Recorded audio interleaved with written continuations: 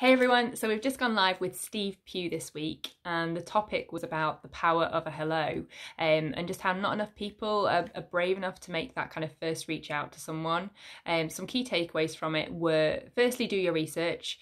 You want to know who you want to say hello to in the first place. There's no point just saying hello to absolutely everyone if they've got no relevance to you, but also figure out what's the best way to say hello. How do they prefer to communicate? It's not about how you prefer to communicate. You know, you might personally prefer to send a tweet, but they're quite old school. They prefer to pick up the telephone. So it's about your audience and how they prefer to do things.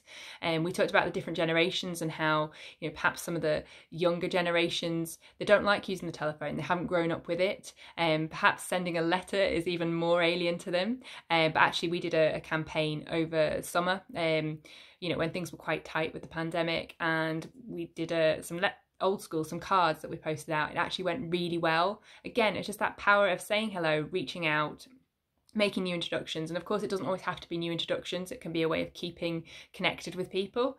So yeah, do your research, figure out the best way of communicating with someone, and just be brave, be bold. You know, I think it's often that fear of rejection or fear of someone not getting back to you, but you know, what's the harm in someone not getting back to you? What's the harm in someone replying to say no? They might not need your services now, but they might do in the future.